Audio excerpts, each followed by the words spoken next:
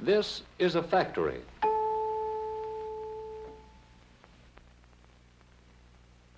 This is a machine in the factory.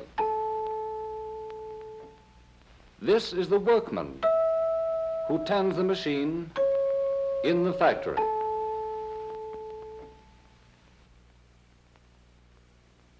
And this is what the workman makes on his machine in the factory. This is a widget. A widget might be a radio, a refrigerator, a musical instrument, or a motor car. A widget, you know, is just a symbol for any manufactured product that people use. Inside the widget factory, there are lots of widget-making machines. And the skilled workmen who run these machines turn out the finest widget you've ever seen. They're as modern, attractive, and efficient as careful design and fine craftsmanship can possibly make them. People will certainly want to buy these widgets because they are so fine and up-to-date.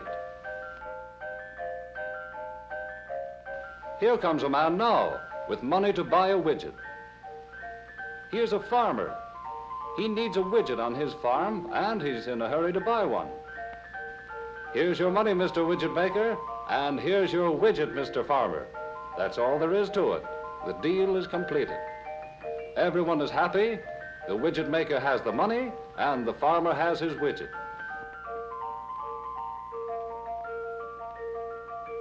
And here comes another man who wants to buy a widget. This man is a coal miner, and he's bringing his money with him. He wants his new widget right away, too. These certainly must be good widgets, because there is such a widespread demand for them. Everyone seems to need a widget. For instance, this man is a steel manufacturer. Apparently, he can use a widget. And here's a lumberman, too. They all want widgets. Business is certainly good. These people are customers because they are willing to trade money for widgets. And all the customers take their widgets home to all parts of the country. Look at all that money the widget builder has taken in from the sale of his widgets. But now that the builder has the money, he has to pay out a large part of it to the workmen in the factory. That's all right, though, because these workmen need the money to buy food and clothing and to pay the rent. And maybe even a lot of them will want to use some of their money to buy widgets for themselves. But since so many widgets have been made and sold, the widget builder is running out of raw materials to make into more widgets. So out here where the raw materials come in, he buys cotton. This widget factory uses a lot of cotton. And what do you know? It's our farmer friend back again. The farmer wants to sell his cotton to the widget maker. Well, turnabout is fair play, and now the widget maker has more raw material. And the farmer has his money back again, in addition to the widget he already bought. The widget maker needs coal and steel and lumber, too. So here are the coal miner and the steel man and the lumber man to sell them. Just a little while ago, these men were the widget maker's customers. But now the widget maker is their customer. He has money to trade for raw materials, a lot of different materials from a lot of places. So the widget maker is a buyer as well as a seller. Evidently in this widget business, somebody is always buying and selling. Everybody is somebody else's customer. The raw materials that the widget maker buys, the products of field and mine and woods and shop, go into one end of the machine, and out of the other end of the machine come nice, new, shiny widgets. And that's all there is to it when everything runs as smoothly as it does in this factory. With men and machines all at work, this factory becomes a beehive of activity. Selling widgets, buying raw materials, making more widgets. A number one widgets that any customer would be glad to have. And while widgets are being bought and sold at one end of the factory, raw materials are being sold and bought at the other end. So, with everything humming along smoothly, and everyone working for somebody else, money seems to travel round and round in this widget business. Maybe that's true in other lines of business, too. Don't you think so?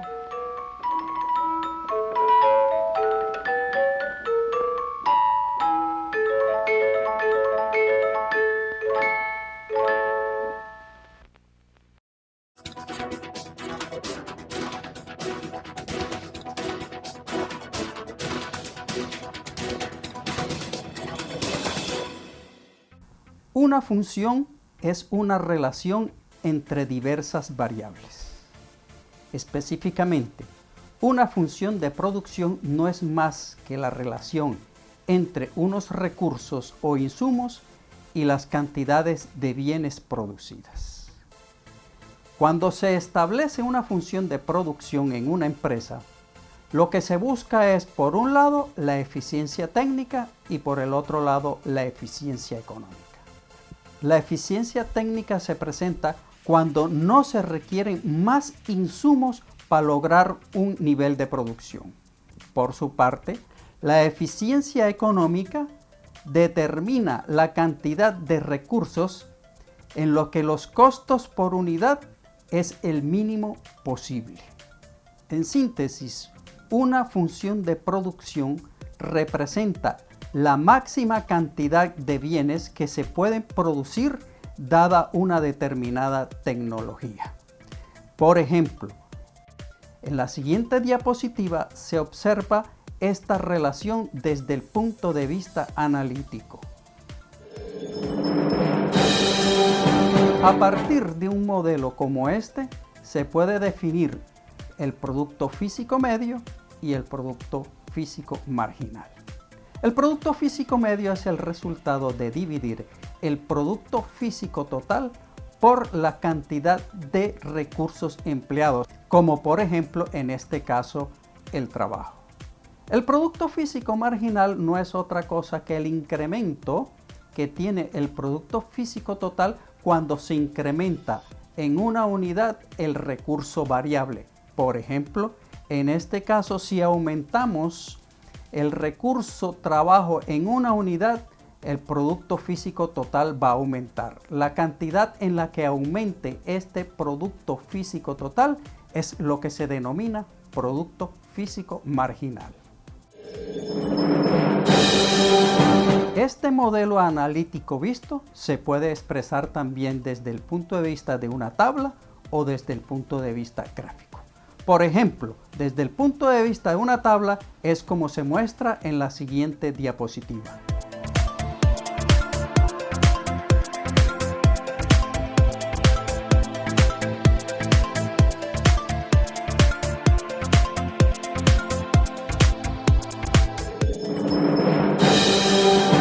Desde el punto de vista de la gráfica, observemos cómo en el panel superior se forma el producto físico total a partir del incremento en los insumos.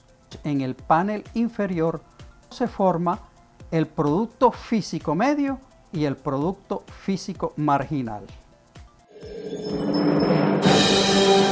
Al observar el comportamiento que tiene el producto físico marginal del trabajo, la producción va aumentando, pero esto se hace cada vez en un menor ritmo.